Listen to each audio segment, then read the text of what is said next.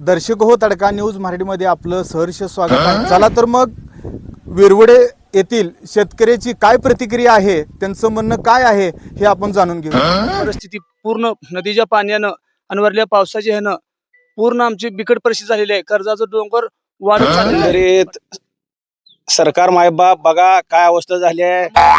लय अवघड झालं।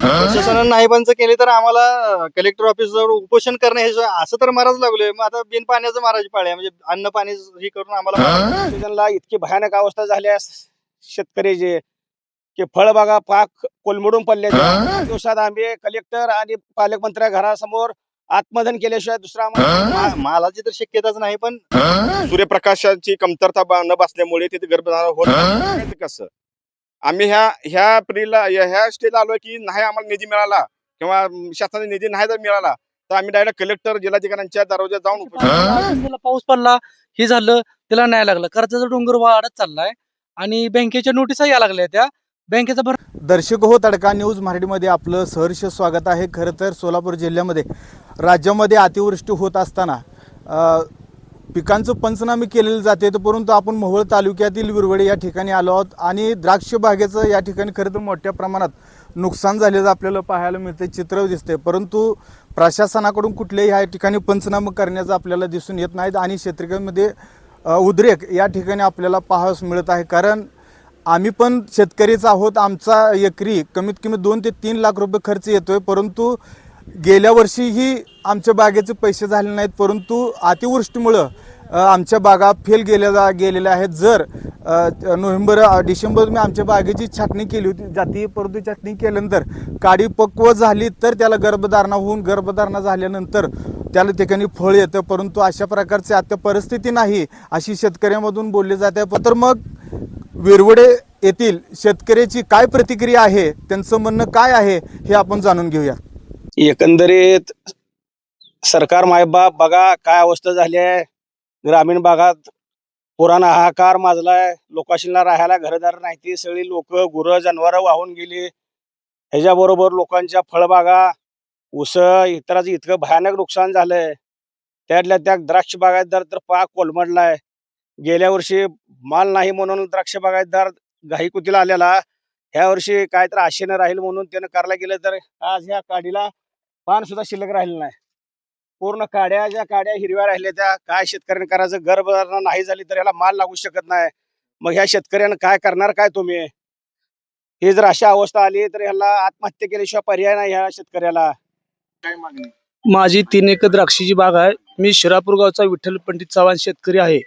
माझी गेल्या वर्षी बी अशी माझे बागेचं 5वं पीक आहे। कोरोनाच्या काळात बी आमचं काही झालेलं नाही, कोरोनापासून आता बी आमच्या बागेची परिस्थिती पूर्ण नदीच्या पाण्यानं आणि वरल्या पावसाच्या ह्यानं पूर्ण आमची बिकट परिस्थिती झालेली आहे। कर्जाचं डोंगर वाढत चाललेलं आहे। प्रशासनानं आम्हाला तातडीनं निधी मिळवून द्यावे ही आमची कळकळीची विनंती आहे। हात जोडून सगळ्या प्रशासनाला आम्ही सांगतो, आम्हाला ताबडतोब ही करून द्यावे। आम्हाला लय अवघड झालं।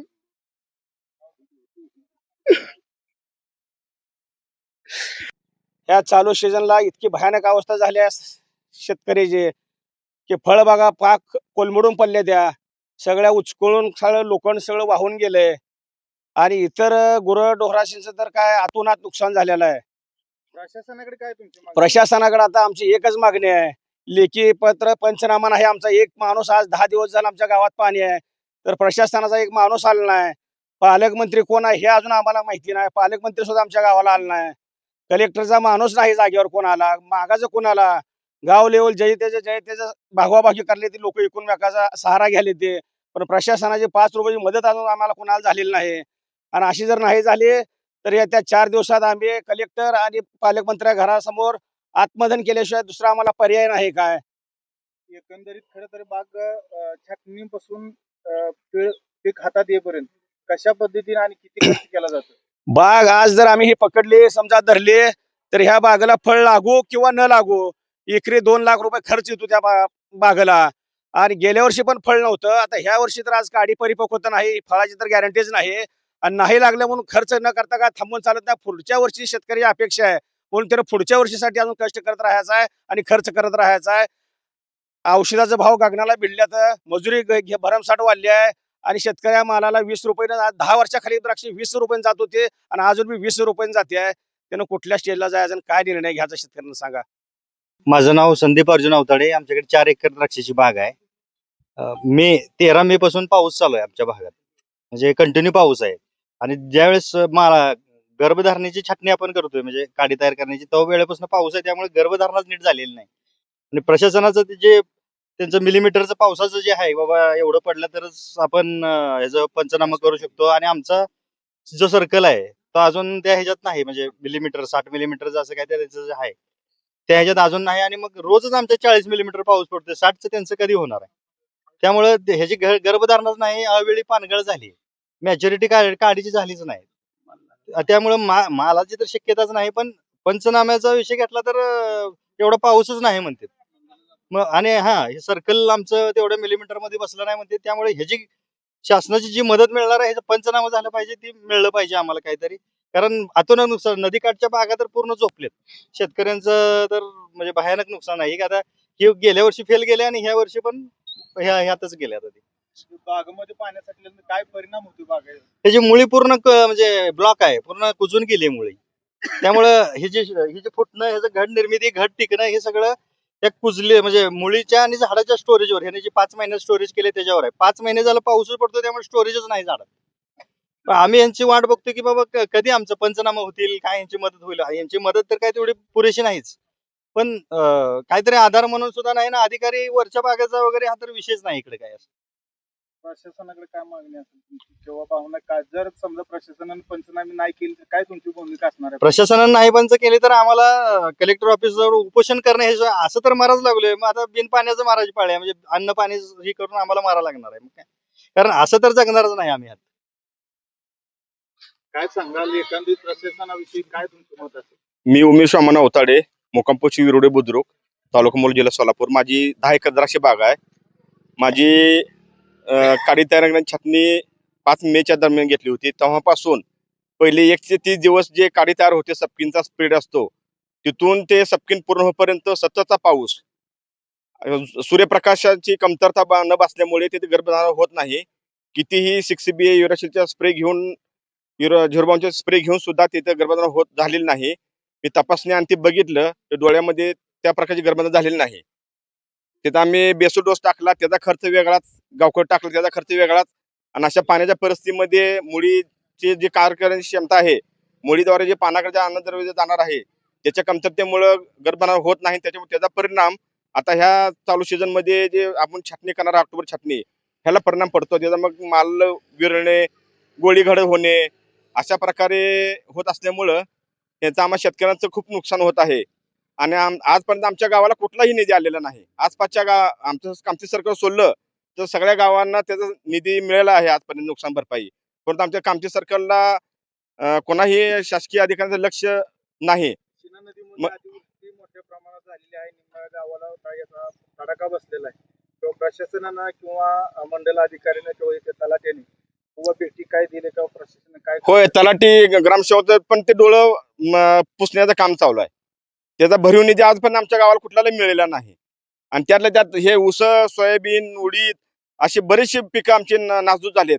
आमच्या गावाला तसं 20% गावाचं नुकसान झाले, परंतु शेतीचं क्षेत्र भरपूर असल्यामुळं तो पूर्ण 80% क्षेत्र आमचं ऊसाचं असू द्या किंवा इतर पिकाचं नुकसान झालेलं आहे. त्यात मग द्राक्ष बाग आहे, पेरू आहे, डाळिंब आहे.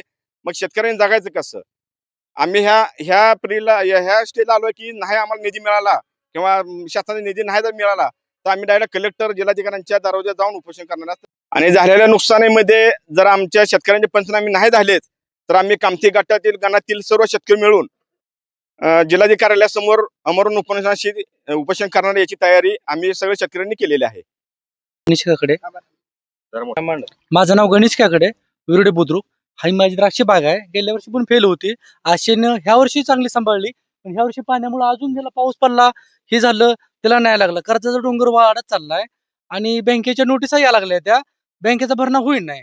आणि ह्या वर्षी होईल, पुढल्या वर्षी होईल होईल म्हणत म्हणत कर्जाचा डोंगर भरमसाठ वाढत चालला इकडं. आणि पाणी साठल्यामुळं मुळं ही झाले, ते सडले ती. त्यामुळे ह्या वर्षी पण काय वाटत नाही की माल लागेल. त्यामुळं पंचनामा तातडीने करावं ही अपेक्षा आहे.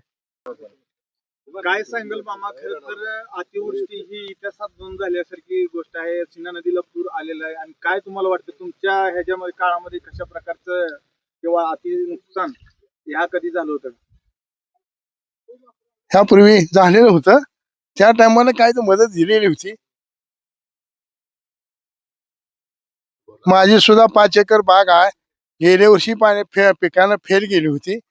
आता सुद्धा त्या मार्गाला ते 15 तारखेपासून 15 मे पासून पाऊस असल्यामुळं काडी पक्व झाली नाही, सगळे हे झाले, पाला झडलेला आहे. त्यामुळं पिकाची गॅरंटी नाही. तरी आम्हाला ह्यासाठी उपोषण करायची पाळी येईल.